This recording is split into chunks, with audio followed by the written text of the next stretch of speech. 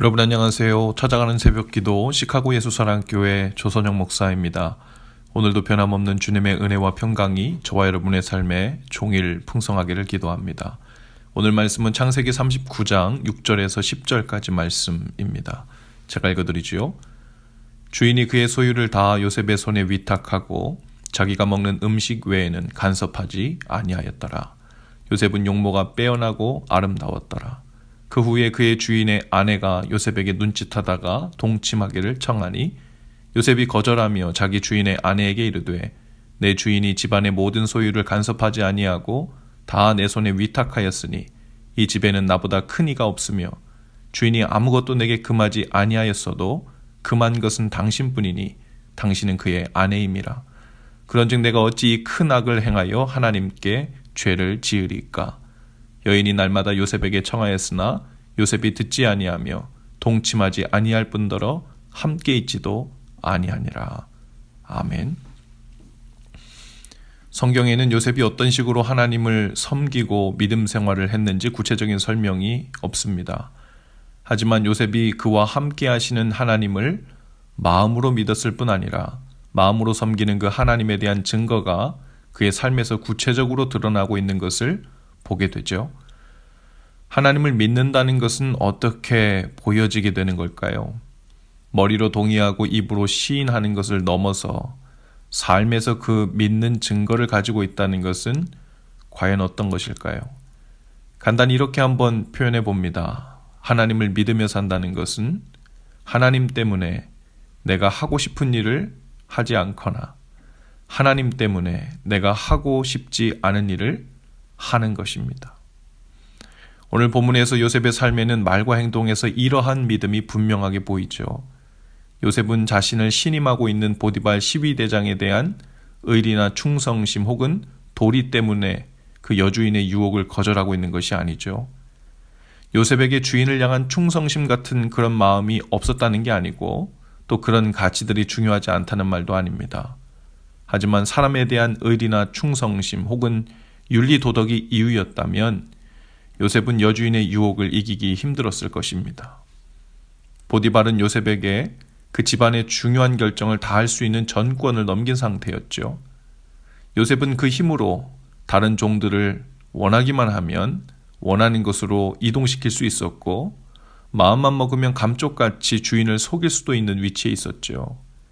게다가 보디발의 당시 사회적 지위와 권세 수준으로 볼 때 그의 아내는 당시 상당한 미인이자 매력적인 여자였을 것으로 추측해 볼 수 있습니다.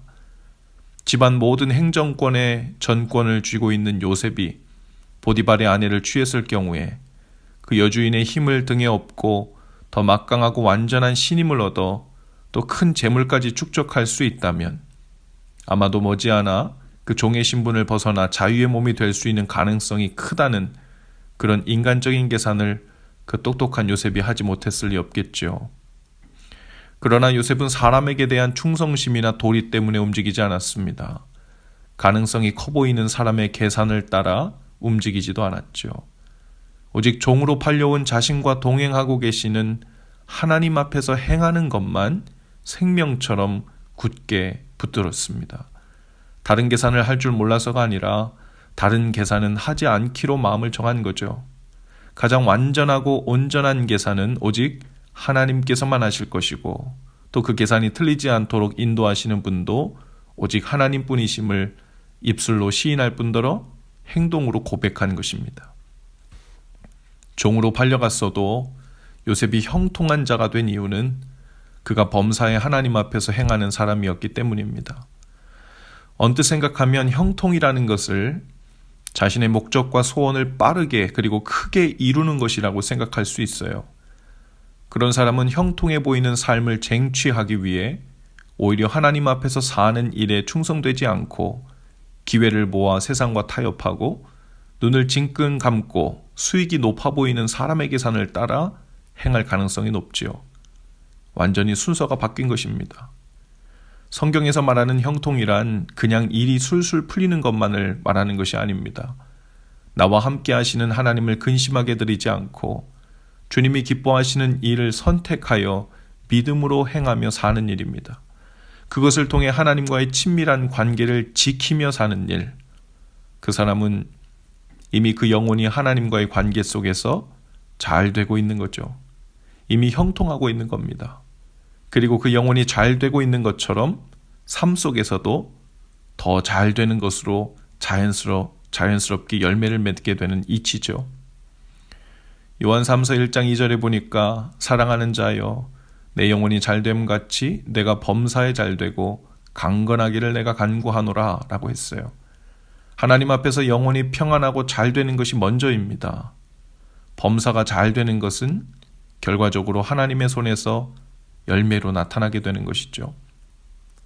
때로는 요셉과 같이 하나님을 향한 우리의 믿음을 지켰어도 일시적으로 범사가 잘 안 되는 것처럼 보일 때도 있죠. 여전히 누명을 쓰고 억울한 일을 당하고 감옥에 갇히고 생각보다 큰 어려움과 문제의 감옥에 갇혀 있는 날이 길어질 수도 있습니다. 그러나 하나님 앞에서 그 영혼이 잘 되고 있는 사람은 조급하지 않죠.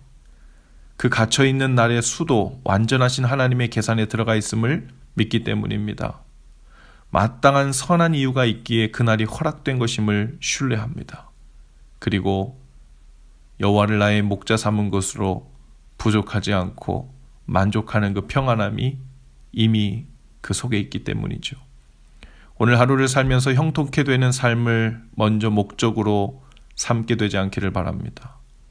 범사가 잘 되는 일이 먼저가 아니라 하나님 앞에서 행하는 삶을 통해 우리의 영혼이 잘 되는 일을 먼저 구하고 그것을 힘써 좇으실 수 있기를 바랍니다. 그것이 바로 먼저 그의 나라와 의를 구하는 거죠. 그 승리가 참된 승리고 그 형통은 곧 우리 삶 전체 형통이 될 것입니다. 먼저 그의 나라와 의를 구하면 자연스럽게 우리에게 필요한 모든 것을 더해 주시는 방법으로 우리의 범사를 형통케 하실 것입니다.